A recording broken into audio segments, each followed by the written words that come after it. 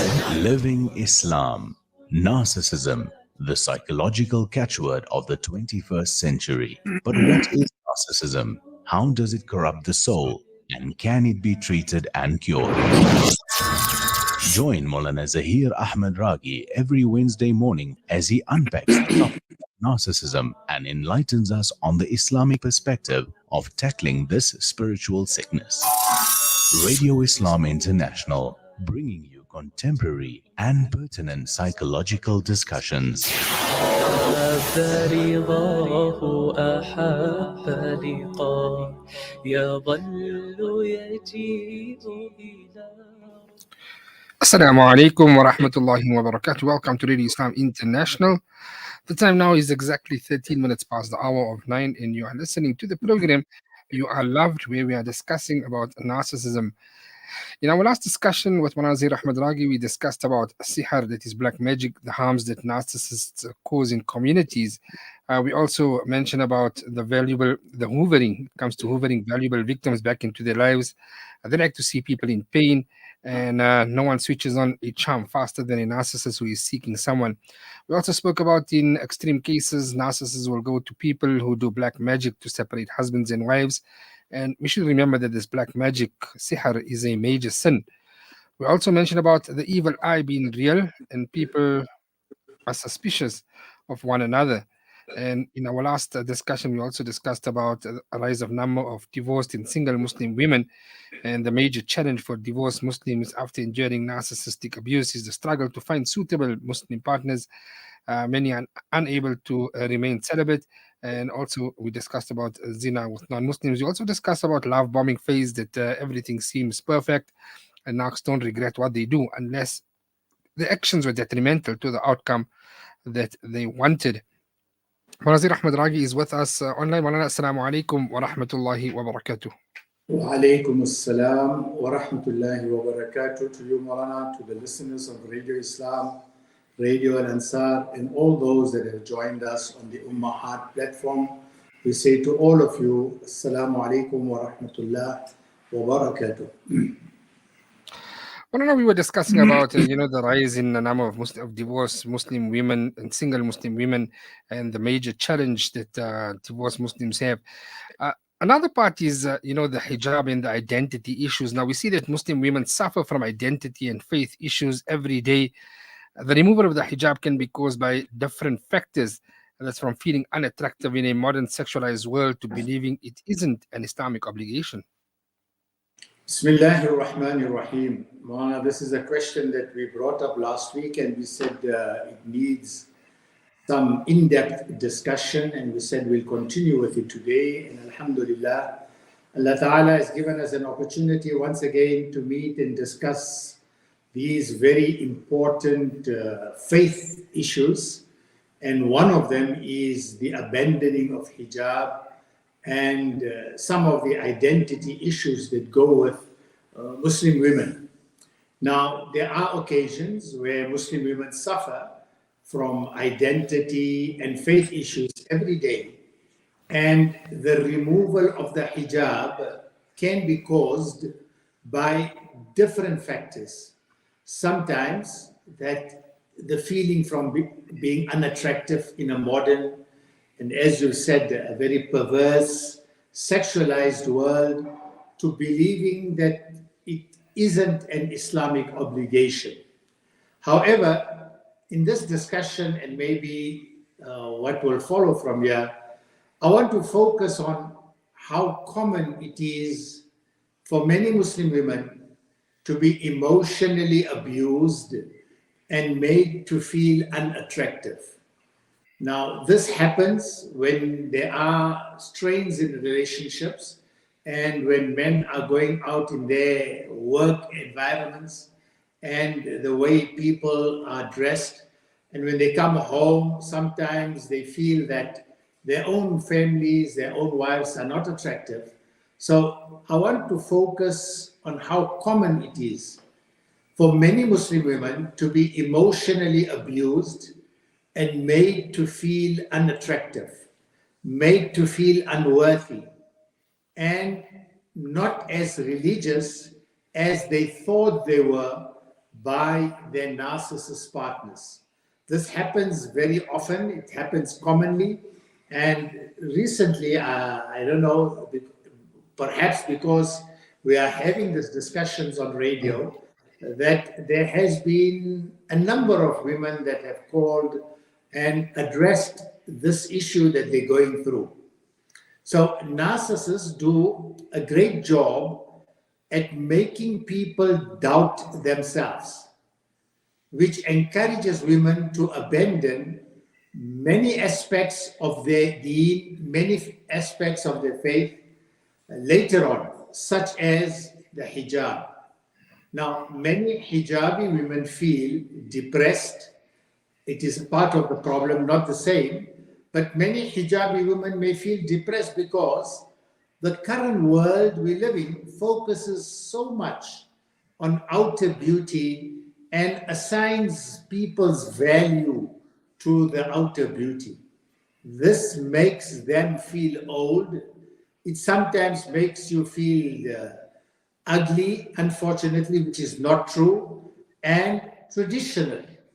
Now, wearing the hijab becomes an even greater test for such people when they see their non-hijabi friends and strangers enjoy their beauty, and even some of them that get married to financially, successfully, seemingly nice men. And together with that, the recent surge on social media among Muslim influencers who's either taken the hijab off or are trying to make Islamic fashion as trendy and as sexy as possible to encourage young women to continue wearing it, aren't helping either, and are causing more harm than good to the thousands of followers that they have.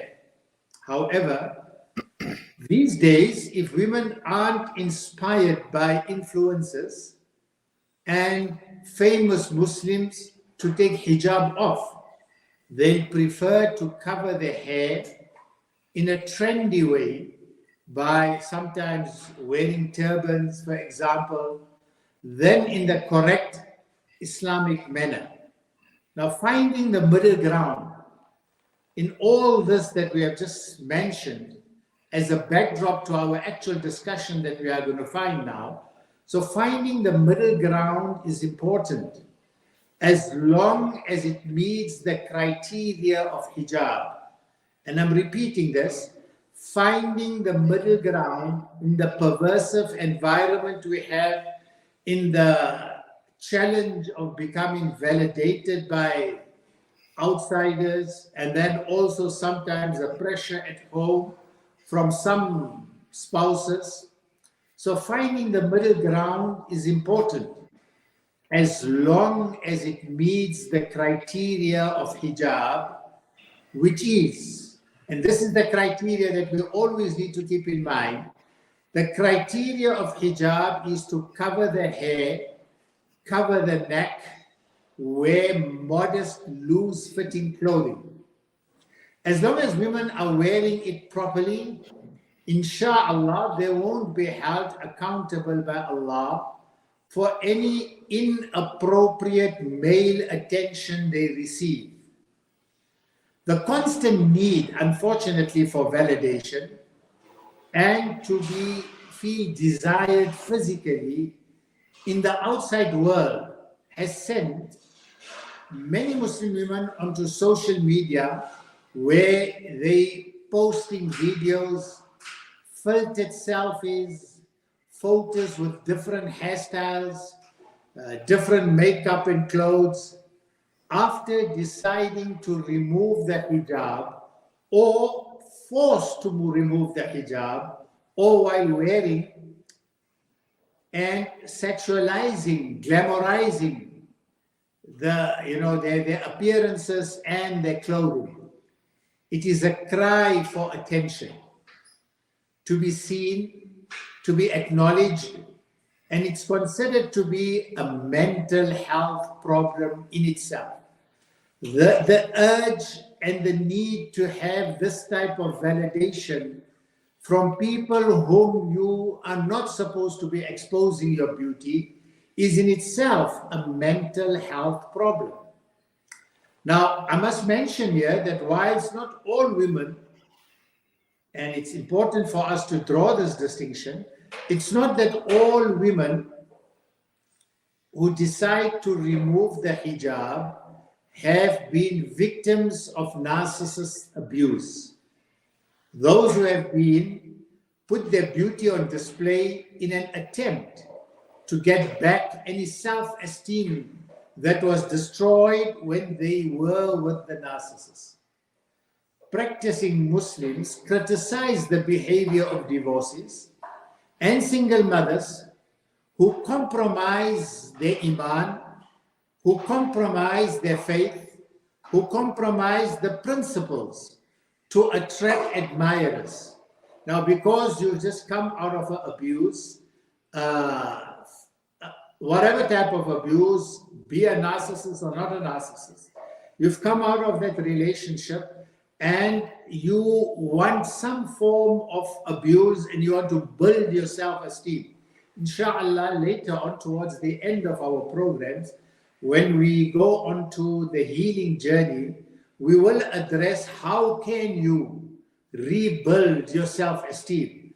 But for the discussion that we're having today, practicing Muslims would criticize the behavior of divorcees or single mothers who compromise their faith and principles to attract admirers.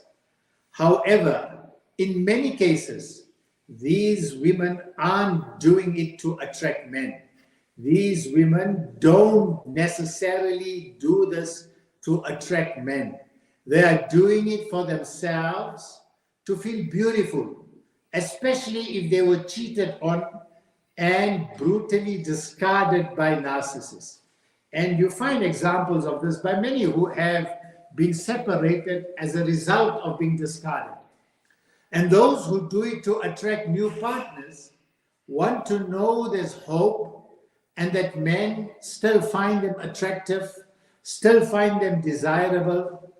However, the ironic thing about this is they are likely to attract more narcissists again who'll pick up on their insecurities.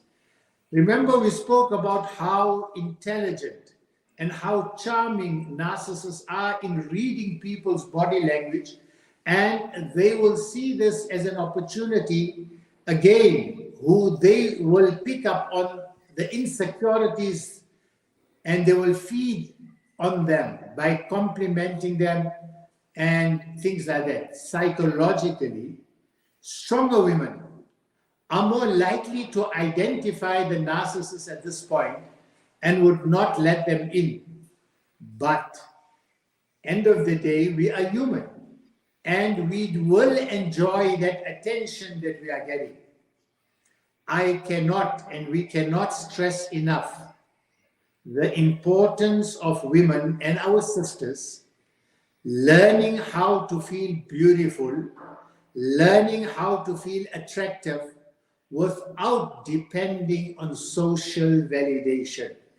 I'm repeating this again, and let it be ingrained in our mind. We cannot stress enough the importance of our sisters learning how to feel beautiful and attractive without depending on social validation. Many psychological studies found that insecure people feel the need to post many photos of themselves as the likes, the comments make them feel better and confirms to them in their minds that they are still indeed attractive. However, if on any day they don't receive as many likes and comments on a photo or a posting, they feel down, and that results in them feeling unattractive. And beauty trends have driven women to overly obsess about how they look, with many being unhappy, unfortunately, with their natural beauty which Allah Ta'ala has bestowed them with, because it doesn't meet social beauty standards. And this has led to many of our women to get sometimes even surgeries, aesthetic procedures, to the point where most of them look the same, but they're still not happy because the trends keep changing. Some women will also resort to surgeries after narcissistic husbands or ex-husbands cheated on them. And this is something that we need to always maintain and keep ourselves cognizant and be informed and educated how to behave in such situations. When some women see what type of women their husbands truly like, when they betray them. So you have a relationship, marriage relationship, and the wife who has been cheated upon see what type of women their husbands truly like when they betray them. This can cause them also sometimes to remove the hijab and go all out. In fact, even on surgeries to compete and feel better. However, my beloved sisters, mothers, daughters, no amount of surgeries will cover the pain of betrayal.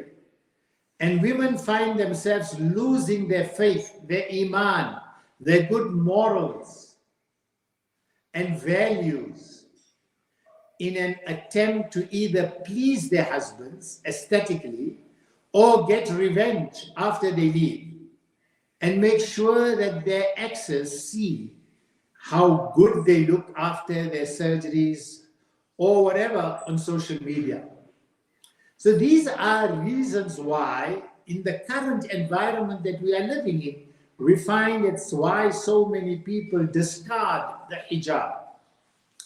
Another reason why, Maulana, I know this question came last week and I said I want to go in depth.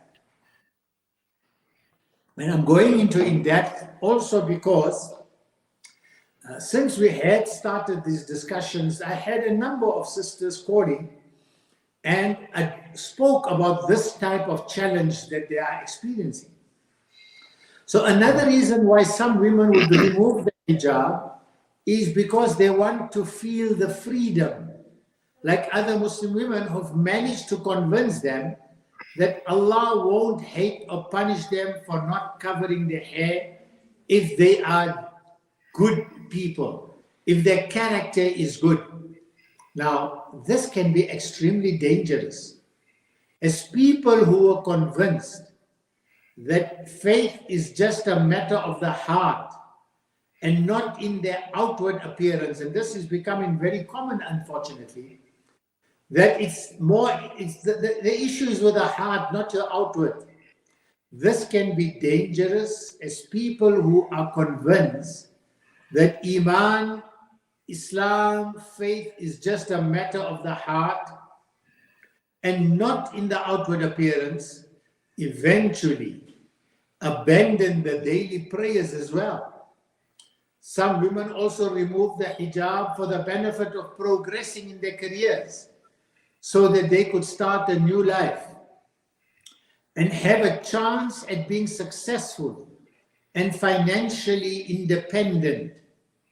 Now, these stories that I've just mentioned are unfortunately also loved by Western media, especially if the women are famous or highly influential in society, as it confirms to them that Muslim women are breaking free from Islamic laws and are forced to wear the hijab after experiencing religious or spiritual abuse.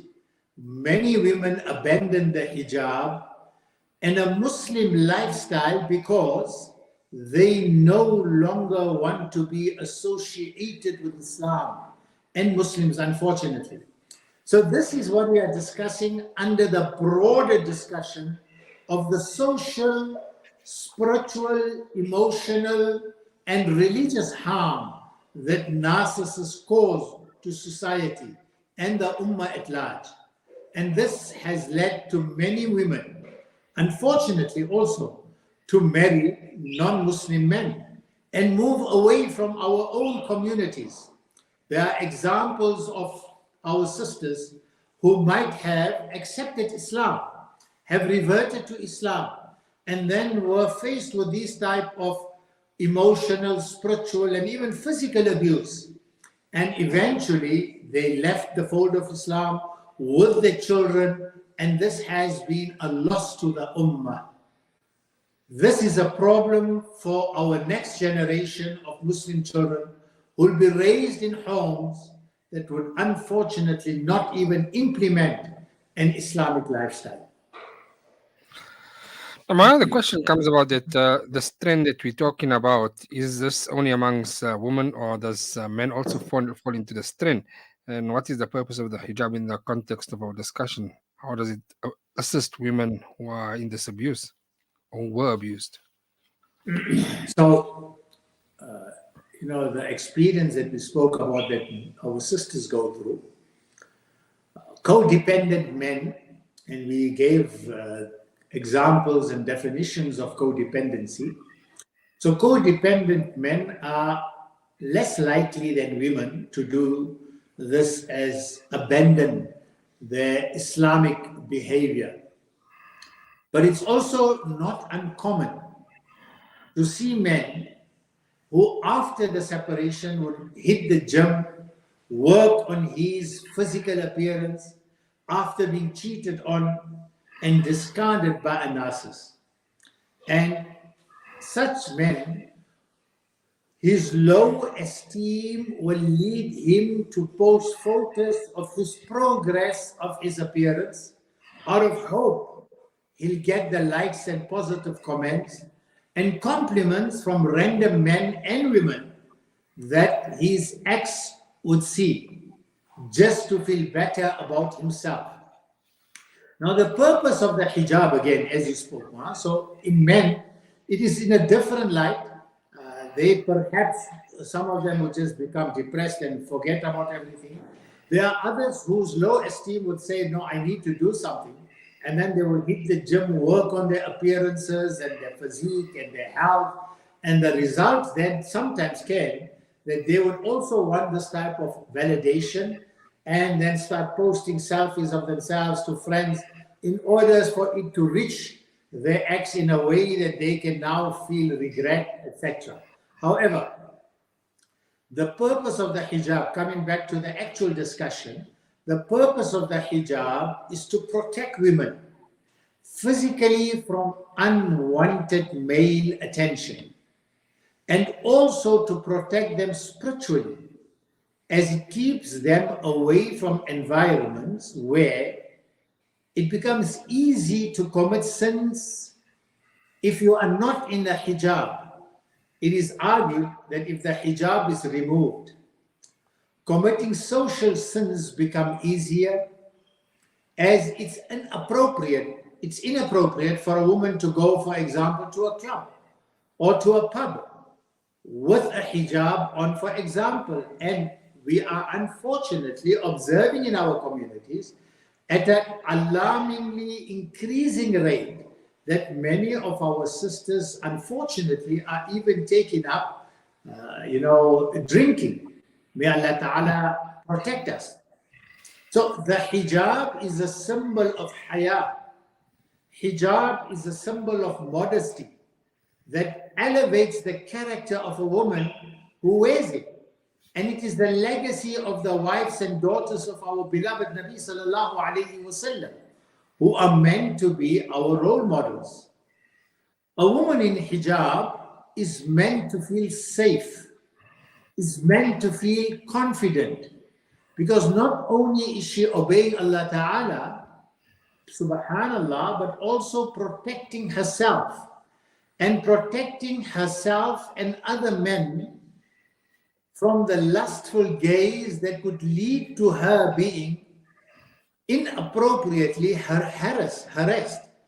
So men in general will respect women who wear the hijab properly and don't tend to bother them unless there's something mentally wrong with them.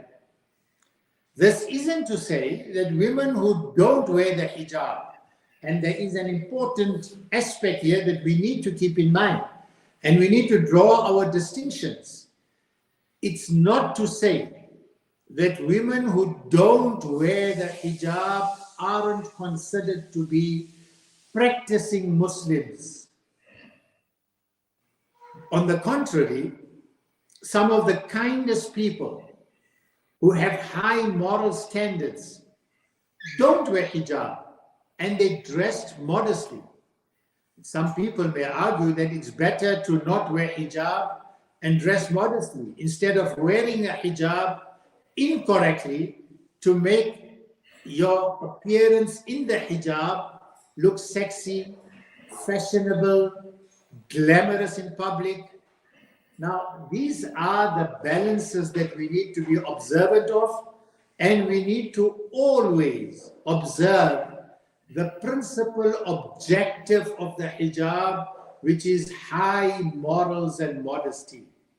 So you will find in the situation that we are talking, some may not remove the hijab totally, but they would wear the hijab incorrectly, just to make it look sexy, tight-fitting, fashionable, glamorous in public. However, both choices are considered to be wrong in Islam. Whether not observing the hijab or even observing the hijab but in a glamorous, fashionable, attractive manner. And these are both wrong in Islam. As Muslims, we cannot deny that the hijab is a fard. The correct hijab is a fard. It's an Islamic obligation for women and is one of the elements that give a woman a strong Muslim identity. Rasulullah sallallahu alayhi wa sallam says, or rather in the Quran Kareem, Allah Ta'ala addresses Rasulullah sallallahu alayhi wa sallam in the ayah, قُلْ لِلْمُؤْمِنَاتِ يَغْضُضْنَ مِنْ أَبْصَارِهِنَّ Surah Nur, verse 31, where Allah Ta'ala says, O Prophet, tell the male believers to cast down their eyes in modesty and guard their private parts. That is purer for them. Surely Allah is ever knowing of what they do. And tell the believing women to cast down their eyes in modesty and guard their private parts and not to expose their beauty. When it came to women, Allah Ta'ala added more instructions, more advice, and that is, and guard their private parts and not to expose their beauty. Now, wearing inappropriate styles of hijab, you are actually going against the concept of hijab, going against the advice of Allah Ta'ala in this ayah. Allah clearly says, and not to expose their beauty, except that which necessarily appears thereof, and to wrap a portion of their head covers over the chest, and not to expose their beauty except to their husbands, their fathers, their husbands' fathers, their sons, their husbands' sons, their brothers, and their brothers' sons. Now, this is the ayah of the Quran Kareem, and we need to be cognizant of the importance and the obligation of hijab. So in another ayah, Allah Ta'ala also says, O Nabi, Ya ayyuhan Nabi, قل لأزواجك وبناتك ونساء المؤمنين يدنين عليهن من جلابيبهن. O Prophet, say to your wives and your daughters and the women of believers that they draw their outer garments closer to them. That will make more likely that they will be recognized as Muslims, as believers, and so will not be hurt and harassed. Now, if you look at these ayat that we've just spoken of, majority of Muslim scholars agree, are in agreement that Muslim women must cover their hair and they must cover their chest and leave only their faces and hands uncovered in the presence of men who don't have a direct family relationship with them. For this reason, ulama agree that turbans, the way some of them wear nowadays, without a neck or chest cover, it's also becoming fashionable to dress in this way. So ulama are in agreement that turbans without a neck or chest cover does not meet the requirements of hijab. And this head cover style is associated with practicing Jewish women. It is said that we have today, on social media, bloggers, etc., promoting hijab, but promoting the wrong type of hijab. With turbans, the necks uncovered, the chests uncovered, or the contours of the body showing. This is contrary to the Islamic value and the temperament of Islamic society. It is the practice of Jewish women. Contrary to common misconceptions, hijab, and this is something that, Maulana, it might draw some attention and maybe some questions. Contrary to common misconceptions, hijab is also applied to men, and they are required to dress modestly and cover their bodies. That's the hijab of men. Also to dress modestly, to cover their bodies. Now, the posting of topless selfies, we spoke about it just now, from the gym, and selfies in which they are wearing very tight clothes or boxer shorts are unacceptable, and it's immoral in Islam. A practicing hijabi woman who displays empathy, who displays kindness and moral behavior becomes an example and the best form of dawah to others. This is something, again, that we need to keep in mind. A practicing hijabi woman who displays empathy, who displays kindness, who displays moral behavior. Example, you are in a supermarket or in a shop. You are dressed modestly. By your dressing, you are identified as a Muslim believing woman. And you now display some kindness and empathy, some moral behavior, is in itself a dawah to others.